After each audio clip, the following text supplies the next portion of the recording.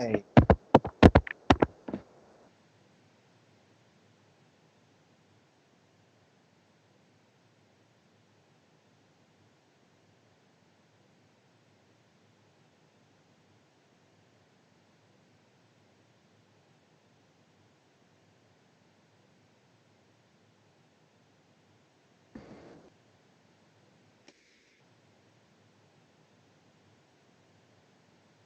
Because our title was not long enough.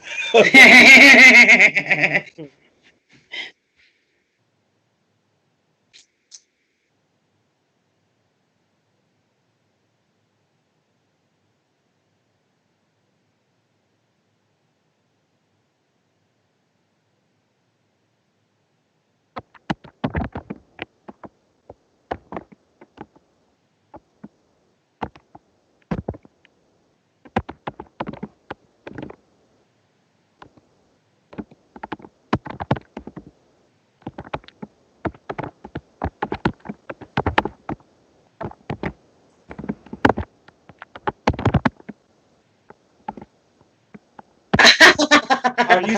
We can hear you.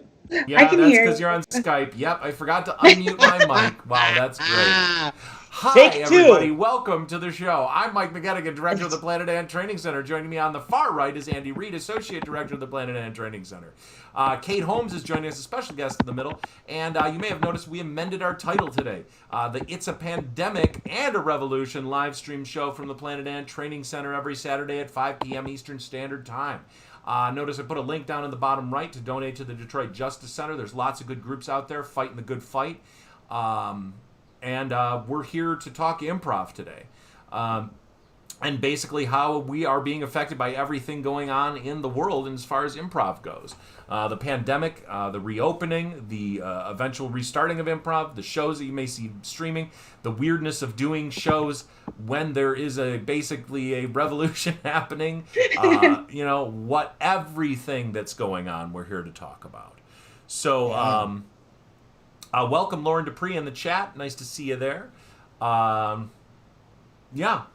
Basically, first topic I'd say to throw out there, Kate, I'd like to know what your take is on like some of the live streams that you've been involved with, because I know you have been, you've been doing some stuff, but also like what your experience is just watching it, and what do you think is working, what's not working, as far as improv goes in the current world that we're in. Well, you know that I do the show Boxing with Friends with my comedy troupe friends every Monday at Planet Ant, and at first when we started, we tried to do long form, and it was such an incredible failure. So we gave up on that really quickly. So I want to say, why was it a failure? I think that's an important part of the question. I think a huge part of improv is audience interaction. You know, I think a lot of people, we feed off of it a little bit. Yeah. And it was really hard to kind of gauge if what we were doing was working when we didn't have any interaction. So it was kind of just like, and then we'd be finished so and like, interaction, you're saying interaction, you're like pointing towards like, not just like audience giving suggestions. You're like, it's the feeling of the audience out there. You kind of feel what's going on with them. Also, they're laughing. Kate's out there. Response. Kate's out there on the back line. She's tracking every laugh, every knee slap, every time. Every time somebody nudges their seatmate, like, "Hey, did you hear that one?" Yeah. She's on the back line going, "It's working." You know me. We performed together so many times, Andy and Mike, that that after the show I have my huge list and I go through every laugh with everybody. Right. She's got a large roll of parchment, and she unveils it like Santa's list. Yeah. It goes all the way to the floor.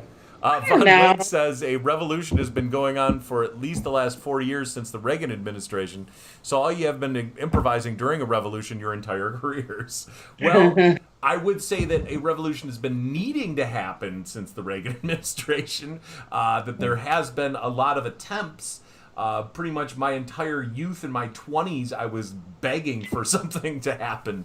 In 30s and 40s, honestly. And it's, I mean, I'm just glad that people are finally doing something about it. I'm just glad that we're locked in for another 4 years of a baby boomer leader who's going to continue ignoring infrastructure and massive injustice within our system, and rising healthcare costs and You're not crazy excited loan. about that? Yeah, no, I think it's the right move to lean on the generation that is systematically fucked over our entire system. Yeah. Kate, you know what I'm talking about? Biden. No. Biden said that to somebody. Yeah. Oh yeah. Listen here, fat. Fat? Yeah. He's Did you hear about that, Andy? No. Biden saying that to somebody. Listen I'm here, trying fat. to stay so positive, but it's so I swear. Yes. It's so hard. Okay, I should have asked before. If there's It's ever so a time hard. for swearing, it's now. It's Hello, so hard Chris to Moody. stay positive. Shout out to Chris Moody in the chat. Nice to see you. I'm sorry, Kate. Go ahead. I was just saying, I'm trying to stay. I try to stay positive a little bit about, but it's really hard. Mm-hmm. It's really because I think we're all trying to just convince ourselves at this point, but we're like, oh, there's so much stuff that's like no, and it's hard. Well, it is. Yeah. It is really hard. But I would say that one of the things that's really look at the Me Too movement. Look at the Black Lives Matter. Look at every single thing that is happening right now, and they are all because of these old, stupid structures that have been needed to be torn down for so goddamn long. Yeah. And we are finally seeing them being scrapped and torn down. And I think that as much pain and heartache is going on right now, and as much overstepping the line as all the police and government officials are doing, I mean, this is a wave of positivity. The television doesn't want you to think that it is a wave of positivity, but it is, in general, 99% of everything that's happening right now is super positive. People are coming together in incredible, amazing ways.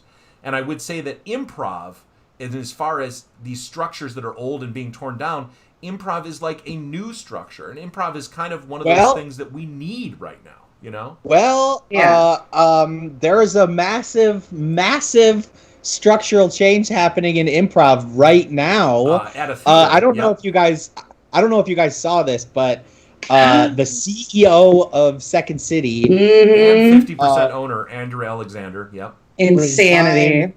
Resigned last night. His quote was something like, "Second City cannot be called anti-racist, and that's the largest failure of my lifetime." Yep. I don't know everything about what happened. I've never worked with Second City. I don't know what happened, but it sounds like it was more of like a behind the scenes structural problem where they weren't doing enough to represent diversity within their theater. Mm-hmm.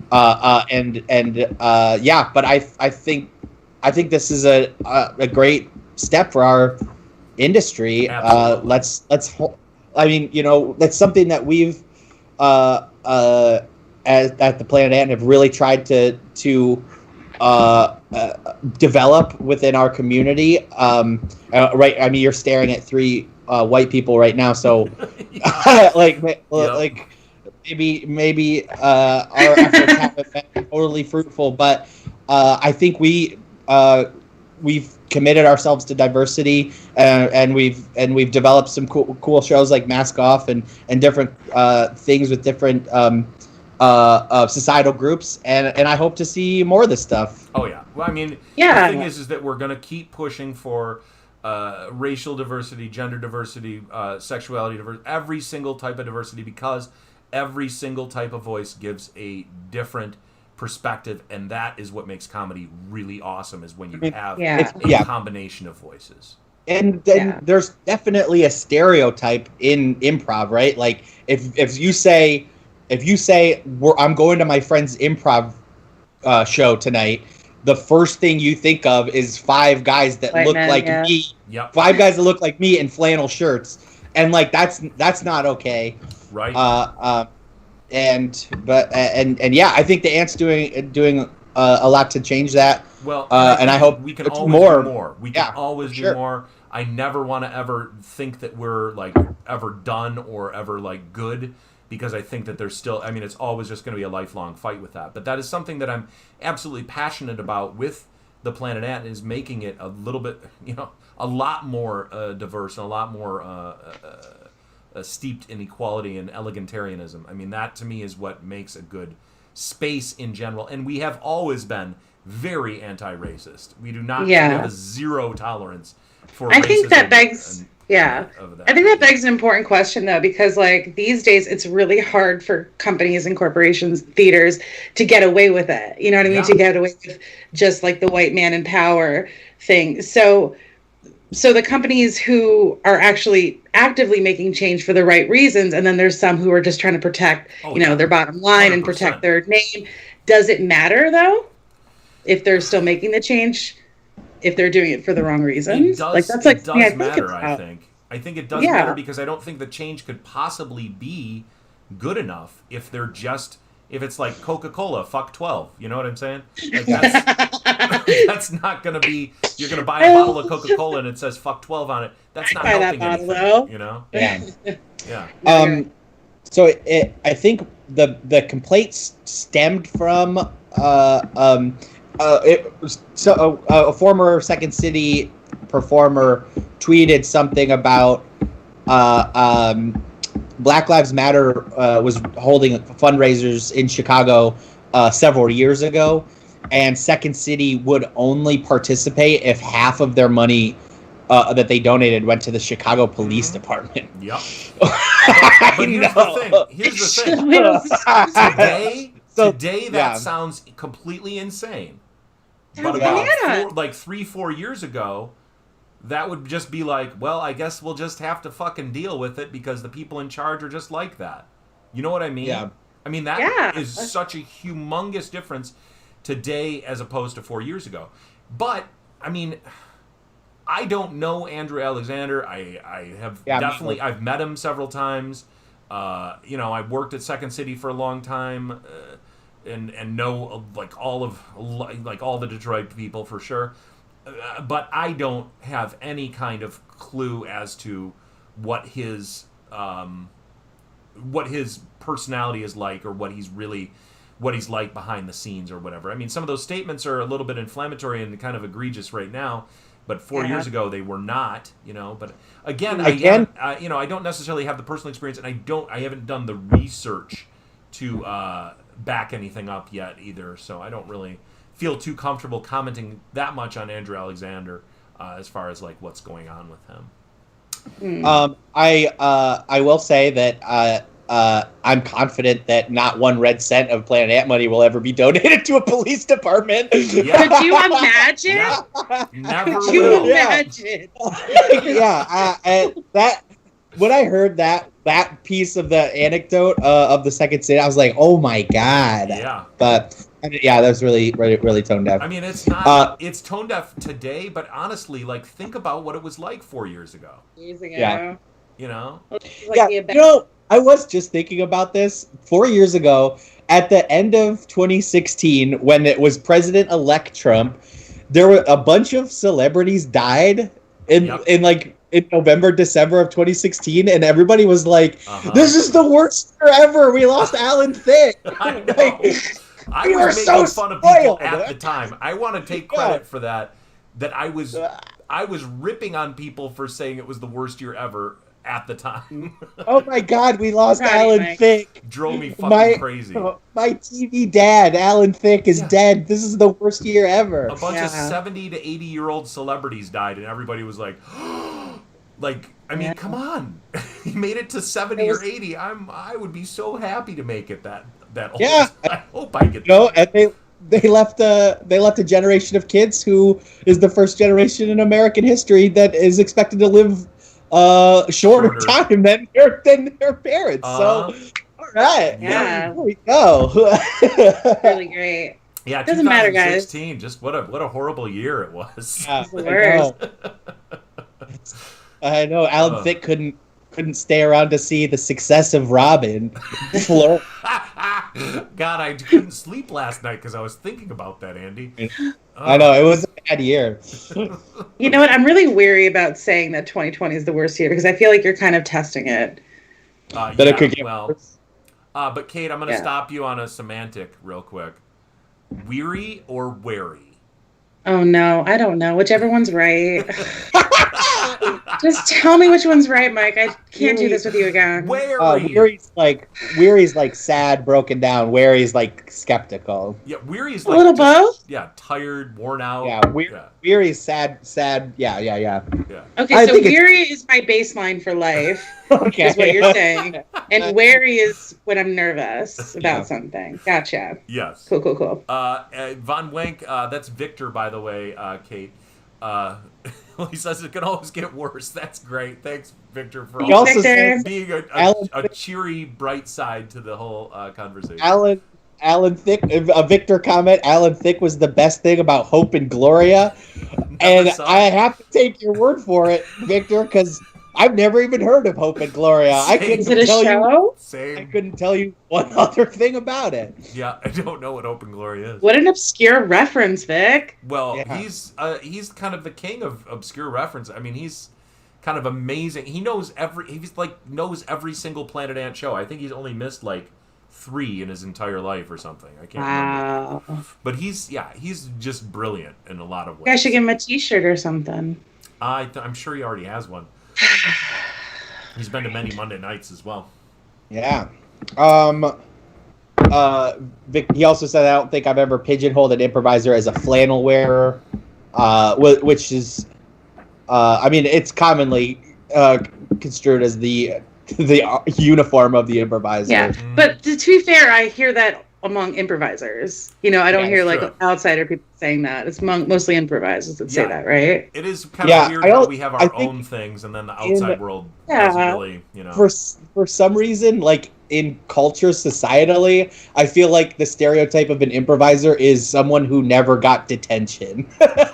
You're like, That's not true. I know. Detention. Like, I got like, suspended. outside- I got detention. I got outside of our bubble, I feel like the idea of an improviser, is like somebody who heads the corporate wellness seminar or something at God. work, like just like dweebs, you know. So I think like maybe the ant is where the bad improvisers go.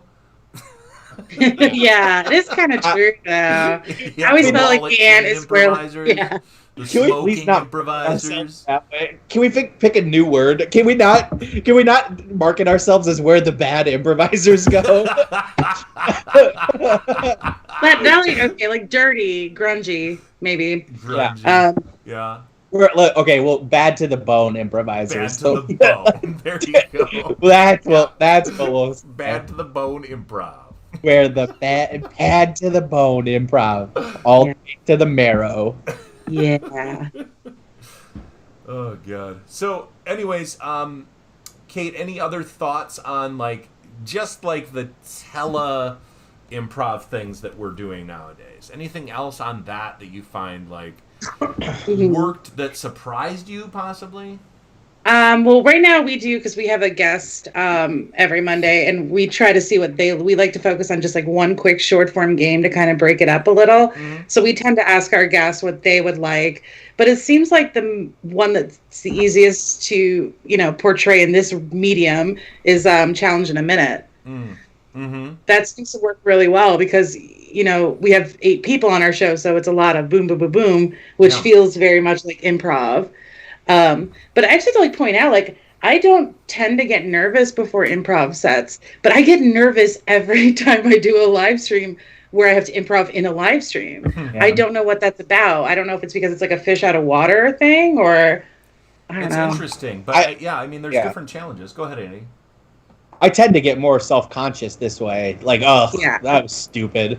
I have definitely for sure gotten more self-conscious, but I feel like doing as much live streaming as I've been doing and getting used to seeing my face and getting used to just treating my face like it's like when you're on stage, it's more your body, right? Yeah. But on screen, it's more just your face, and you kind of just have to be like relaxed and okay with whatever your face looks like, no matter how good you think you look. You know what I mean? Which is something that everybody has to overcome, and then you worry about being judged on stuff or whatever possibly, and you get nervous about that and other people watching.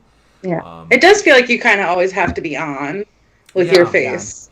But, when you're doing that's a scene. the thing is like the being on thing is an interesting thing because I think that you don't you don't really want to be on. You want to be more relaxed. Mm-hmm. And you just Yeah. want to let people view you as you are. You know what I mean? Because when you're You on, wanna that's be- exhausting. You want to Yeah. kind of be IFC, IFC, always on, slightly off,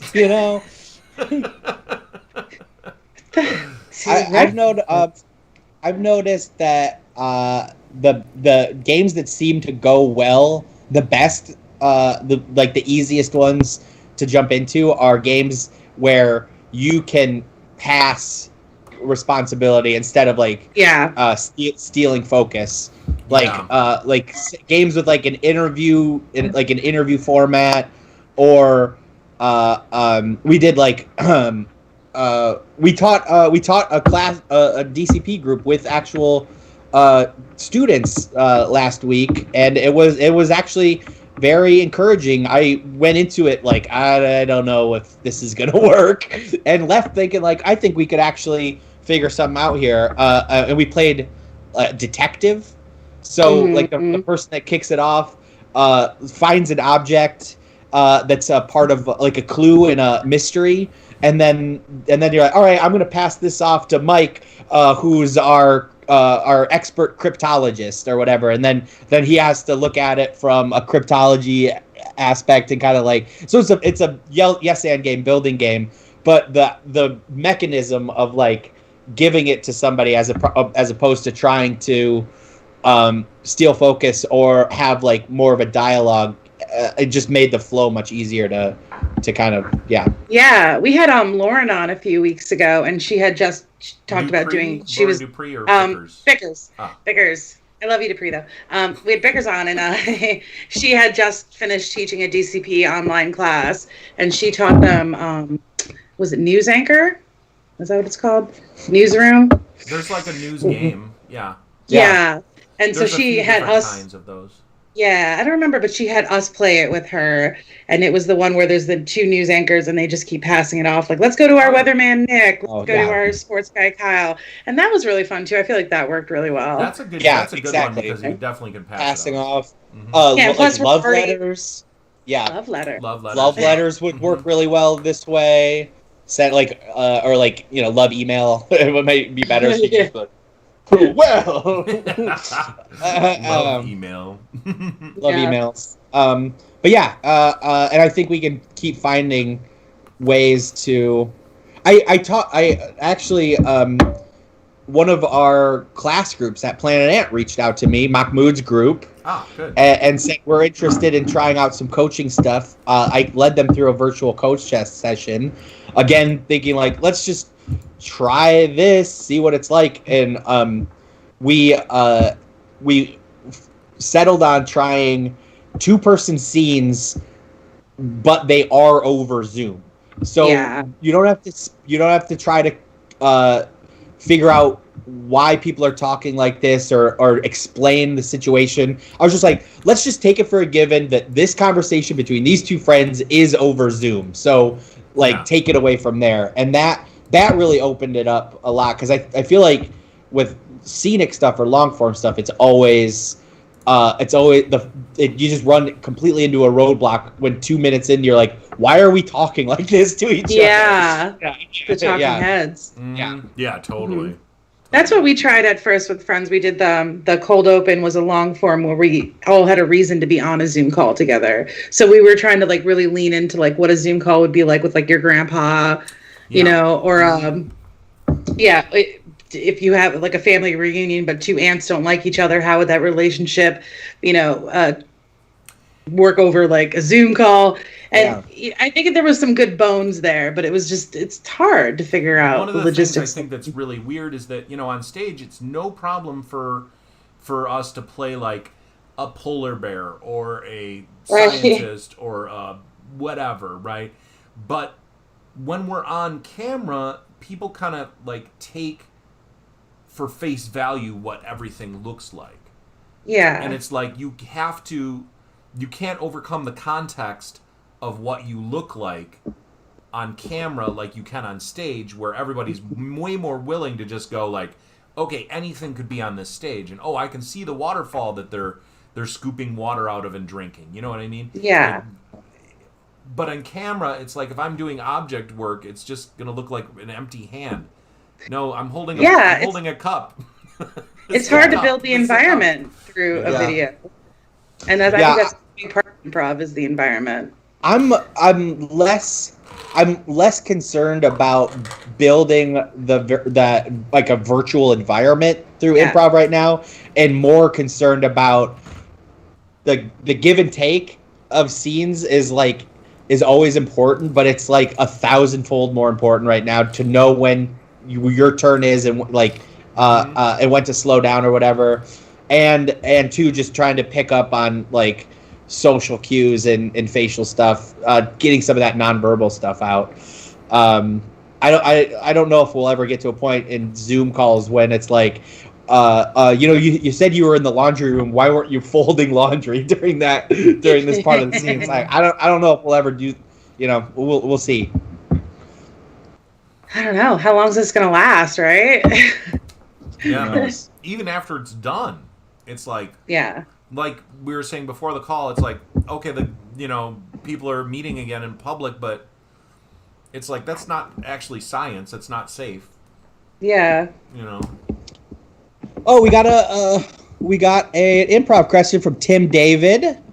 Hi, Tim. I struggle with heightening. How can you see opportunities to heighten the right way? Game eludes me. All right. Andy's one of my favorite heighteners. Me? Yeah. It brings me back to a scene that we did for our farewell veteran farm team show, where we were brother and sister, and we had a really, what is it, a headbutting relationship. It stems from the way the sister treated the brother his whole life, and you heightened it so far to the point where you said that I had taken your virginity when you were a child. What? Oh man! Here I am now. Oh boy! I don't remember that. I don't. Called the scene after that. I don't remember that specific scene, but I don't deny that I said it. It was beautiful though. I think heightening is so everybody's basis of improv is yes and, right? Agree and add, agree and add, agree and add, agree and add. At some point though, that limits your opportunity to have a good scene. We have to, once you get more acquainted with like more advanced moves and more like intricate scene work, I think at a certain point you have to look for opportunities to flatten out the world and explore rather than heighten. Right. So a lot of people's idea of heightening stops at how much crazier can I make this scene, when I am more interested in building a world, finding the crazy thing, and then exploring it. Yeah. So sometimes Tim, it isn't so much as like what what else is crazy? It's like why is it as crazy as it is right now? That's my thought. So my take on the whole question, hey Joe Becker, nice to see you on the chat. Great to see you as well. I struggle with heightening. How can you see opportunities to heighten the right way? Game eludes me. So there's kind of two different questions in there, because about game is a little bit different than heightening. One of the things that helped me a lot when I was first starting out in improv and getting to understand heightening, because at first I approached it in a way that's like, oh, I have to heighten, I have to heighten, I have to heighten. But that's not a thing that a human being thinks about in a normal situation. You can't act and think about the word heightening because it's not something that you can act upon. Yeah. So to me, I changed that into making the situation worse. Because to me, that was always a path to comedy, was making whatever situation I was in with another person, making it worse for ourselves. And that to me was a lot more actionable. I could always find something that could make the situation worse. If I knew what the situation was, then I knew that I could make it worse. If Kate and I were working at a Home Depot and I kept dropping cases of light bulbs and breaking them, I know that I could then drive a forklift and smash a bunch of light bulbs into a wall, or I could blow out all the light bulbs in the store with an electrical surge, or whatever. I could always make the situation worse. And to me, that's kind of where game actually comes into it, is because it's kind of turns it into a repeatable pattern where you can find out, okay, what makes it worse, and just keep going in a worse direction. Yeah. So go ahead, Kate. I was just saying that's one of the things that you taught me that I always remember, because you taught that pretty early on in the first run of the farm team, is make it worse. Yeah. And I remember we had a bunch of exercises, days where we worked on just that, and that's something I always think about every time I'm in a scene. I think that's a good I think it's a good example for Tim's specific question. That is a good example of being able to find ways to heighten the game. If the game is that Mike is going to bumble around this department store and break things, he's going to continue to find more zany ways to break more stuff. Mm-hmm. So that Tim is where the heightening of the game comes from. So it's a tough thing because we don't play this way a ton in Detroit, and we've actually, for how little we do game, this is probably the thing we've talked most about on these streams. I think people are very curious about it. So what ends up happening a lot of times in Detroit is that we set up what is clearly could be a game-driven scene, and are self-conscious that we're not hitting the relationship and hard enough that we turn face and make it a heart scene. So if you see a couple examples, if you see Mike break light bulbs in two different ways in this scene, that's when your antenna can go up and say, all right, this is what the scene is. How many different ways can we get Mike to break these light bulbs? Mm-hmm. Then you're playing game. The hardest part is identifying it and then construing it to your scene partner that that's what you want to do. Mm-hmm. Heightening in like an environment scenic context is different. You want to find you want to build the world through yes and then once you get there, kind of slow down on adding. You don't want to continue to add more stakes. If you were like breaking light bulbs, and then you're like, and also my mom is dying, and also I'm about to lose the house. Then you're adding too many stakes, and you've gone past the scene and you've heightened too far into like a precarious scene. Yeah, that reminds me of a meme I saw about improv, where it was like improv teacher to student. Try to keep your scenes more grounded. Student to teacher. Sorry, but I've never been chased by a gorilla during a zombie apocalypse while escaping fireballs before. Yeah. I don't know. Another thing that I would say in the realm of heightening is, I think that improv is a skill. A big part of improv is a skill about being really good at making decisions quickly. And when I say that, I mean like all kinds of different decisions. Yeah. Like if you're talking about something in a scene, like, boy, I need to go brush my teeth. That's great, but you can make it even more specific as well. Like I need to go pull the radishes out of my teeth. I mean, that's a decision that I just made, and then I'm going to run with it. As much as it doesn't make sense, but I've been eating radishes all day. I've been eating so many radishes that my teeth are full of radishes, and that when I smile, it's all radish pieces, and I feel disgusting. But, living on a radish farm, I mean, that's all I have to eat anymore. So, but I mean, it's about so letting yourself make those decisions and make them quickly. And the better that you can be at making decisions, because you can make almost anything work. But the problem that a lot of people get into, and I used to get into this problem all the time, was that I would stop myself. I would find myself on stage going, I need to make the best decision because I want to be really funny and I want to do a great job. and I want to make everyone laugh, and I want to be the best person in this scene, which is another thought that I used to have that was toxic. Yeah, absolutely. And then I would be stuck. I would be stuck in a zone where I'm not allowing myself to make a decision because I'm discarding every single decision that's coming into my head because it's not good enough. And when you're putting that pressure on yourself, then you're locking yourself down, and you don't give yourself the ability to just make decisions and just free flow and go with what's happening, which is what you have to do. Yeah, I also feel like when you're in that headspace where you're searching to be the funniest and searching for the really funny thing to do, is you're also not doing the most important thing, which is you're not paying attention to the other people in the scene. Because so in your head, and like we've all been in those scenes where like, and then you're like, oh wait, they just created something and I missed it because I've been so focused on what I'm going to do, and that's a big part of it. 100%, I think Kate, absolutely. Kate, I think that point that you just made really ties into the last thing Tim commented. He goes, sometimes I struggle finding the unusual thing. Yeah. And I think sometimes you are so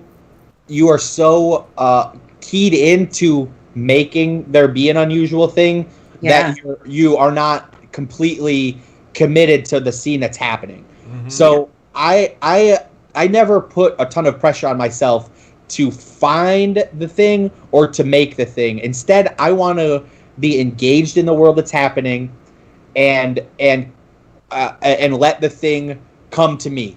And what I mean by that, like any little thing can be made a huge deal out of on stage. So you don't have to be sitting there waiting for a bombshell to find the unusual thing. During the improv marathon this year. We were in our like 23rd hour or something, and we did a Goon River in a movie theater, and Trevor Nelson, his character, he spoke up and he was like, "Yeah, I couldn't wait for this movie. I got my little bag of popcorn," and something about the way he said "little bag of popcorn" like creeped me out. So I was like, I'm not like, it's just like 3 or 4 words, but that made my antenna go up. So my next time I was like, and then this dude in the lobby kept talking about his little bag of popcorn and how he was just gonna smother, and the entire thing became about this weirdo creep with his little bag of popcorn. We just kept finding ways that Trevor's character was a creep.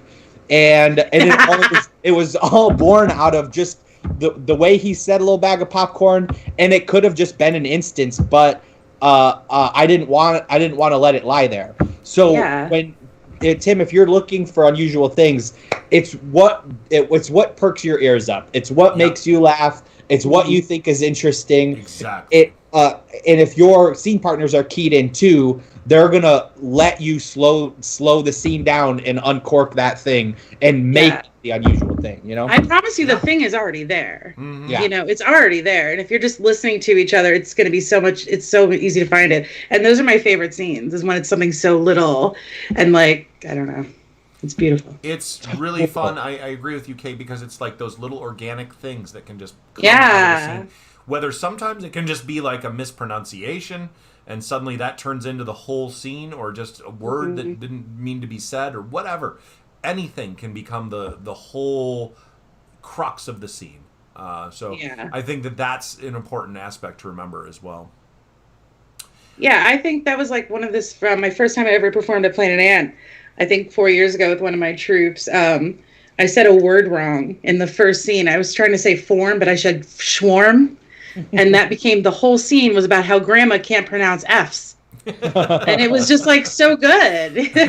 Like you didn't need to do anything. You didn't need to try. It was already there. Yeah. And that's like if the people on stage are treating stuff like that as opportunities instead of accidents, that's when you turn away from like meta jokes about the ways in which your scene partners screwed up, and taking these happy and then like flipping that to make them these gifts that blossom into scenes. Mm-hmm. So I'm never looking to like call people out Yeah, there's a or- difference. There's a yes. difference between like a little thing that you guys pick up Yes. on and just being a jerk to your scene partners. Yeah. Yeah, It's that huge. is true. It's- That is true. You don't want to make them like, look never- bad, yeah. but you can utilize Never- those types of little mistakes and make them Yeah. characteristics. I think Yeah, that's where exactly. trust comes in too a little bit. So Tim David also enjoys mispronouncing things. good time. Yeah, I mean, Who one of the does? funniest one of the funniest things in the world is Ricky on Trailer Park Boys always mispronouncing words Uh-huh. or like saying like phrases wrong, like common phrases wrong. Cherry trees instead of charity. Yeah. Yeah. He pronounces raccoons. He's like rakins. Breaking. Kind of like Moyer Rose on Schitt's Creek. Yeah, Totally. Did either of you see, Kate, I don't know if you're a Trailer Park Boys fan, but I recently watched the animated series. I've seen about half of it. I saw about And half of it too. It's there's- weird. I think that they did it because they're getting so old that it's uncomfortable to watch them Exactly. do what they're doing. Yeah, that's And- exactly why they're doing it. Two, it makes me deeply uncomfortable to know that the actor that played Jim Leahy died, and they're just using old lines of dialogue from the Yes. show. That makes me so uncomfortable. I know, but when I thought about it, I was like, of course, this actor would be very happy to still be included in the show, but to the audience, it's like, oh, I don't know, I don't like this. I don't like watching a dead person be involved in a show. Kind of like Fast and Furious with Paul Walker a little bit, maybe. But it would be like if like an CGI Paul Walker was just in Fast and Furious 8, and they're like Oh, it's gonna he's- happen. gonna happen. It might, yeah, it might. You There never was know. a scene at the end of 8 when they're, you guys know that they always end at a barbecue. Oh yeah. Yeah. In the barbecue, they pan over to Paul Walker's wife with their baby, and I was like, oh my god, he's gonna be over by the cooler like drinking a beer. They're gonna do it, but they didn't do it. But it's like, why would his wife be at the barbecue if he wasn't? They, Not they him. never addressed him dying, did they? Or He was like suicide by fatherhood.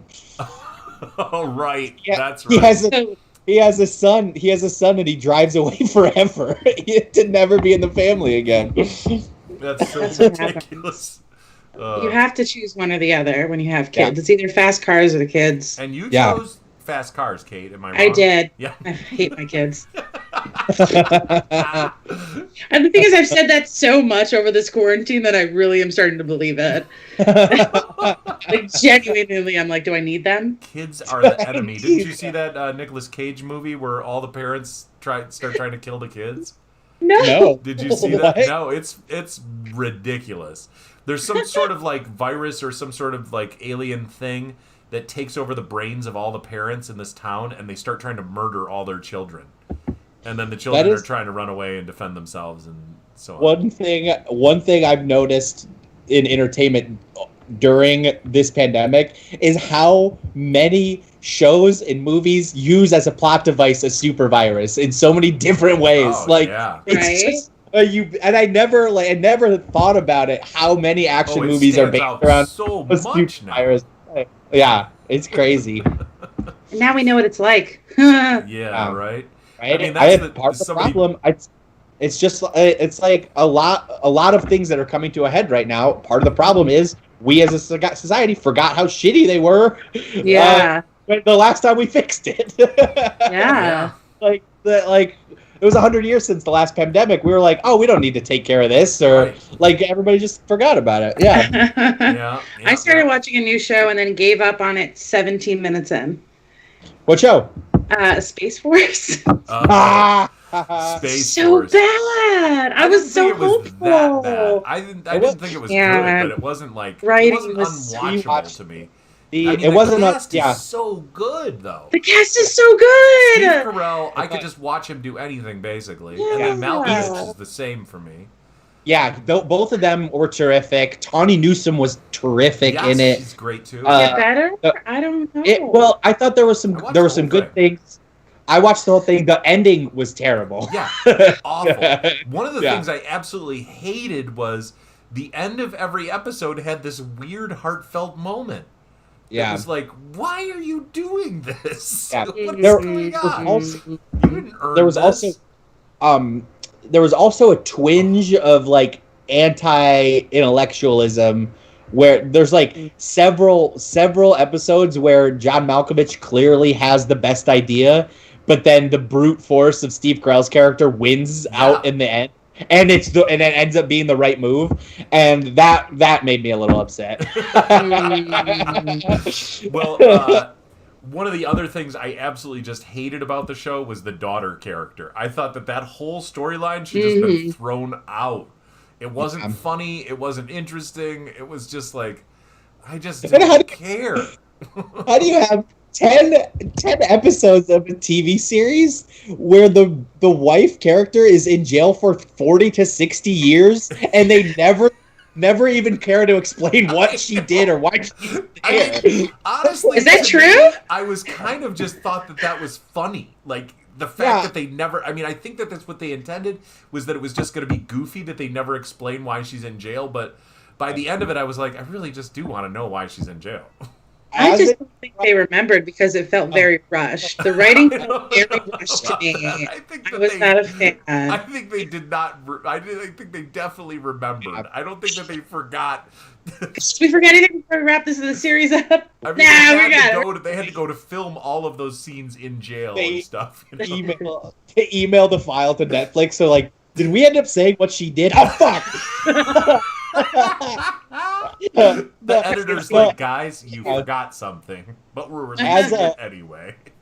As an improv coach, I was if that was a scene I was coaching, the first thing I would have said was like, you guys waited too long. All the audience can think about is what did she do? Yeah, Yeah, exactly. and that's exactly. true though, because the audience does we hang on something and we get really distracted by it. I feel So, even watching shows or improv, I'm like, what is happening with this? It's a one detail. so let me ask you this then: what could they have done to make that bit work? I don't know because I turned it off after 17 minutes. And it was because I don't know if it was Steve's accent, but for me, it was really the writing that really bugged me. I don't know why. Yeah. I think that there's going to be a lot of shows, movies and TV shows that were made are recently released or in post production now that are gonna feel so dumb. Yeah. This is just Oh, yeah. gently.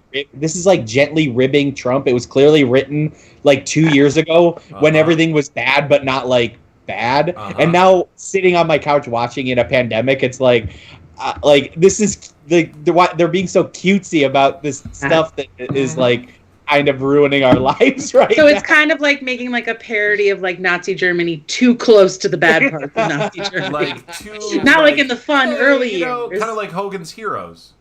Yeah. If you remember Hogan's Heroes. I know what you're talking about. No, Yes, the no, reference no. I know. But I wasn't around. Yeah, but I mean, that's another really good point to talk about with comedy right now, because I've had this conversation before with other people too, and we've had it during other crazy times in this world, like 9/11, for example. People feeling like, oh, how can anything ever be funny again? Or how can we do comedy when something bad is happening in the world? Or, I mean, you get these pearl clutchers that are like, don't make jokes right now because everything is terrible. But I mean, I would say that some of the hardest times in my life are the times that I've laughed the absolute hardest about stuff with my friends and family. Because that's the kind of people that we are, is that we embrace comedy in the absurdity of life and the craziness of this world. There's always horrible things happening, but you should not discard humor as a tool to deal with things psychologically or just to kind of express yourself. I mean, I think both are absolutely important to do in any time. Yeah. I mean, things are so dark. I feel like all week long I'm just sad and I'm depressed every day. I have such bad anxiety and such bad depression that's really bad. And then Monday, just for that 1 hour, you know what I mean? Just being funny with your friends. And I feel so much better. I really for a few days. And then Wednesday, Yeah. I'm like, but like, I think there's something to that. And there's a lot of current events comedy that feels misguided or tone deaf. Yeah. And that I think maybe right now people are more keen on just silly, like, escapist comedy. Mm-hmm. Maybe maybe right now there's other ways that we can change the world that way, and that maybe if our comedy can just be dumb and fun and just kind of take people away for a half hour. Yeah. I don't know. I don't know. They do say that during times of tragedy and like fucked up things in society, that comedy is something that people kind of go towards as an escape. Yeah. But at the same time, much like our Planet Ant Training Center crest, if anyone knows the Latin at the bottom, which is probably just me, because I decided. Definitely just you. Castigat redento mores, which means laughter corrects morals, written in France a few hundred years ago about satire. And satire is an incredible social tool that has changed societies many times in the past. Right. When you look at one of the most foremost satirical works that was ever created, The Modest Proposal by Jonathan Swift, that was something that threw shockwaves through society and changed the way that the Irish and the English were that viewed each other. So, I mean, I think that comedy as an escapist tool is very important. Comedy as a self-expression and connection thing is very important. Comedy as satire to leverage into society is also historically has been very important in all of our lives and far beyond our lives. Yeah. So I mean, I see where Andy's coming from with like the silly comedy versus the serious, like satirical comedy, like even like Trevor Noah. For me right now, I can't watch it because everything's already so heavy, and he's amazing, but it's still part of it, is the heaviness and everything that's going on. So for me, I'm really kind of leaning toward the silly stuff. With even though satirical comedy is amazing and great, I think for like it all depends on the person. Like for me personally, I'm only taking on what I can take on right now. Yeah. So even comedy, I have to be really selective with right now. Yeah, absolutely. Yeah. Absolutely. And I mean, to be honest, like with how much stuff like that we do at the Ant and all the things that I'm involved with, like as far as like, improv classes, writing classes, comedy stuff all the time. A lot of times I don't even watch comedy because I feel like I've done it all day long. It's like, when you get home. I'm so sick of laughter and mirth. I could have done that better. Oh, man. Oh, God. I'm so sick of feeling good and laughing till my tummy hurts. I'm just sitting here waiting for Daniel Day-Lewis to come out of retirement so he can play Trump in an Oscar award-winning movie. You think so? No! I think we'll ever be able to make a movie about him, honestly. I don't think we will. Oh, God. I mean, we're going to look like such fucking dickheads in 20 years when people look back on us. Or I think about like people in 200 years looking at what we're doing and just thinking about what fucking assholes everybody now was. Oh, yeah. When you read about women's rights or slavery, I mean, it's like that. I mean, you have people like Susan B. Anthony and Frederick Douglass having these conversations that are very sensible and very like forward thinking that seem normal, but yet the entire world is insane around them. You know what I mean? Yeah. Like the common person is a complete idiot in what normal conventions of society that they're like perfectly okay with. Oh, we're fine with slavery. We're fine with beating women. We're fine with like murdering children, whatever. It doesn't matter. Like, all this shit that they're like totally complacent with. I mean, I personally hope that we're not that we're not like the average idiot of those time periods. Yeah. I hope that we're more in line with the Susan B. Anthony or Frederick Douglass Right. type of mindset. You know what I mean? Well, I mean, even as kids, us learning this stuff in history classes, you have like this disconnect. You feel really disconnected from it because it feels really far away and not personal to you in a way. So it makes me wonder, like, in 30 years, what kids are going to think about, because they can't really connect to what we're going through. Hopefully, they won't be able to connect to what we're going through now. And I mean, there's a lot of questions to answer about that, but I mean, one of the things I think is that a lot of people have a really hard time divorcing their own thoughts from like the group condoned thoughts. You know what I mean? Like you have the culture within the police departments that helps promote bullshit. You have like the culture within politics that helps promote the bullshit that they're used to, and people kind of think within these frameworks. You know what I mean? And they don't allow themselves to think outside the framework because it's like heretical to where you exist currently. You know what I mean? Right. So we rely on these frameworks to do the work of thinking for us. And that's where I think we make the mistake because, a lot of people don't like thinking. I remember the first time I heard somebody tell me that they don't like thinking. They didn't like thinking because to them it was like work. It was like too much. It was hard. And I'm like, never sip. Oh. This is sip. I sip. Von Wink thinks we're optimistic about thinking the society will last more than 200 years. Very possibly, Von Wink. Very possibly. That's true. Yeah, well, yeah, I mean, let's be like, what the greatest empire in the history of the world was 500 years. So can we honestly expect to go on that much longer? Yeah, right. That's true. That's true. Yeah. I mean, I'm not expecting us to go on. But that's also like that's Western society too. We have a very Western-centric viewpoint of what great societies mean, anyway. Yeah. So, yeah. I mean, there's stuff that happened in Africa. I'm Greek. Ethiopia, I know what a Asian, great society looks like. Yeah, that's true. That's true. There was one. The sun didn't set on the Roman Empire. The sun sets on us, and the sun sets on us. You think we're gonna last 500 years? No roads lead to us. What were we thinking?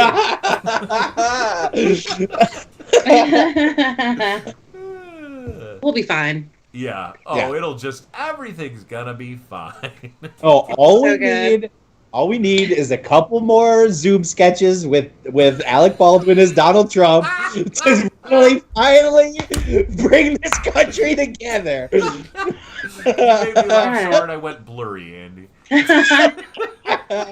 Who would have thought the one to save us all would have been a Baldwin, right? Yeah. But the plot twist that I hear from time travelers is it's Billy Baldwin eventually. Oh, that saves us all. Yep. Oh no! Uh-oh. Billy, well, at least good for him, though. I kind of feel like he's always gotten the short end of the Baldwin stick. He kind of deserves it. Either Billy comes around on some of his problematic ways of thinking, or that spells some pretty disastrous stuff for us if he's our savior. Take it up with time travelers, Andy. I don't know. Billy's the MAGA one, right? I thought that was Steve. Oh, maybe it's Steve. Maybe I'm slandering. I thought it was the one who did the Celebrity Apprentice. No, so many Baldwins. Well, we're just about at the end of the show. Any other final thoughts? Von Wink just commented, at least it's not Stephen Baldwin. Right. Wait till he catches up with that part of the show and then hears let us know what you think in a couple minutes.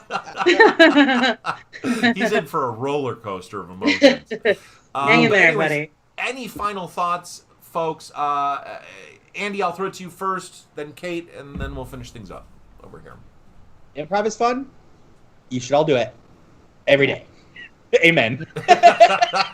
Kate? Sorry. That was very, very yeah, I mean, I think find ways to break up your day with laughing a little bit. I've really found that helped me, So I try to make my kids laugh. I've been letting them swear a lot. Because I kind of feel like, why not? And it's been such a treat every day. Oh, yeah. What's the dirtiest thing one of your kids has said? Uh-oh. Well, I woke up at 5:30 this morning because they were fighting over the Xbox, and I woke up to my son screaming at my daughter, "You're such a fucking jerk, man!" That's it. Nice, that was like, it, but it was really? good. I liked. It was very. Nice. Ooh. I was like, Yeah. I was tensed. I was prepared for something way worse. No, it's the F word mostly. They really like it. Oh, but my daughter, her new thing is she walks around and goes, "I can't wait to be thick." I don't think she knows what that means. To But be it's fair, I really walk around cute. saying that too, but Yeah. Already there, baby. Anyways, it is a fucking revolution. It is a pandemic. We gotta stay connected. We gotta stay laughing in the face of all this adversity, and we gotta remember that the shit that's happening is going to lead us in a positive direction eventually, as long as we don't let it go in another. But that's it for today's show. What's that? Mike, what's the horrifying thing we're gonna have to add to the title next week? Famine, pestilence. Oh, no. What do you What do you think? I don't know. A break in reality. Maybe they create like a black hole in a laboratory. yeah. Maybe one of those super volcanoes will finally be like, "What's up, guys?" Oh, Yeah. exciting! Exciting. Yeah. I mean, we're talking about this shit converging. We're well past due for an earth-shattering earthquake or volcano. Or Oh, for volcano, sure. a Krakatoa of that sort. Yeah. Yikes! I do not want it. We don't need No. it right now. We do not need it. Not right now. A little way. A Just little way. wait another 15 years until we can handle a Krakatoa. Yeah. Anyways, They heard you. that's all today from the Planet Ant Training Center, everyone. Thank you for stopping into the stream. Thanks for watching. Thanks for engaging. Shout out to Tim David, Joe Becker, Victor, Lauren Dupree, Tulo, whoever Tulo is. Sounds like Tuco from Breaking Bad. Yeah. But that's it. Thanks, everybody. Have a good night.